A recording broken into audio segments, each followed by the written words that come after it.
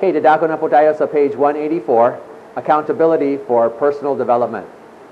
Noong isang buwan, pinag-aralan natin yung passionate spirituality, kung paano lalong palalakasin sa buhay ng bawat isa. So nakita natin, may tatlong aspekto sa passionate spirituality.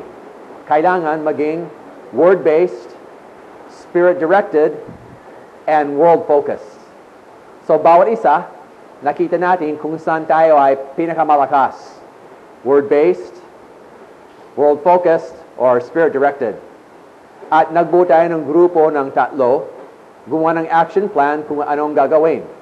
So ngayon, kung pwede tayo ay babalik na sa ating grupo ng tatlo nung isang buwan na may isa na malakas sa bawat isang ganyan. Okay? So please pause the video. Bumalik po tayo sa ating grupo ng tatlo na binuo nung isang buwan.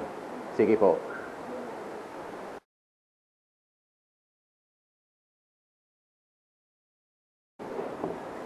Okay, salamat. Nandyan yung kasama sa grupo ng tatlo.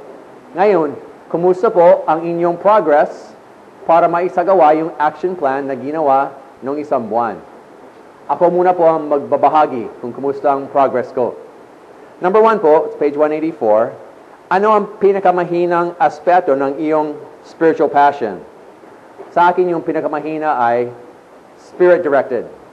Yun. Post number 2, what was the action step that you planned last month? Last month, yung plano ko ay buong maghapon. Kung ako ay nasa field, laging hihilingin ko sa Espiritu Santo, patnubayan niya ako. Pag nasa office, patuloy hihilingin sa Espiritu Santo, patnubayan niya ako sa aking paghahanda sa mga ginagawa. Tapos hinilingin ko sa aking asawa na tatanungin niya ako bawat araw, kumusta ang aking ginagawa. Yun. So, yan ang plano. Tapos, number 3, kumusta ang progress mo? Ganito po ang progress ko. Aminin ko po, mahinang progress ko. So, ganito nangyari. Nagsikap ako habang nasa office, pero nalimutan ko. Pag nasa field, ginawa ko din, pero kulang. Asawa ko, nagtanong siya sa akin ilang beses, pero maraming araw, nalimutan din niya. So, medyo mahina ang progress ko dito. Kailangan ko pa rin. Meron din progress ng konti.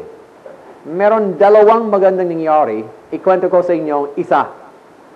Nung pumunta ako sa aming church planting project, talagang habang sumasakay, nanalangin ako, Espiritu Santo, patnubayan mo po ako, naway makikilala ko ang mga tao na inihanda mo at malalaman ko kung sino sila. So, dinala ko ang isang miyembro, make a long story short. Kinausap ko siya, dumana isang babae. Parang nang nakita ko siya, sabi ko sa aking sarili, parang nangusap ang Espiritu Santo sa akin, kausapin mo siya. To make a long story short, ibinahagi ko ang gospel sa kanya, nag-Bible study kami kaagad, matagal, napaka-responsive niya. Gustong-gusto niya. Sabi niya, saan ang fellowship niyo? Gusto kong umattend. Umattend siya, mamaya ng araw na yan, tuloy-tuloy umaattend siya, isinama niya ang tatlong kamag-anak niya. Oo, maganda. So, dapat laging spirit-directed ako. Yan ang naging resulta. So, tuwang-tuwa ako, yan ang isang magandang nangyari. Okay, yan ang isang bunga. Ngayon, number 4, ano pa ang progress na gusto mo sana makita sa buhay mo? Gusto kong gawin pa. Lalong hahanapin ko yung direction, spirit-directed, sa lahat ng gagawin, sisikapin ko pa. Sana mas malaki ang improvement ko this month kaysa sa nung isang buwan. Okay, ako po yan. Kayo naman po, sana mas malaki ang progress niyo kaysa sa akin. So, nandyan yung 4 discussion questions. Kung pwede mag-share sa inyong kagrupo, bawat isa ay mag-share sa grupo, bibigyan ng bawat isa ng 5 minutes para mag-share. So, bali 15 minutes sa lahat-lahat. So, please pause the video para mag-sharing.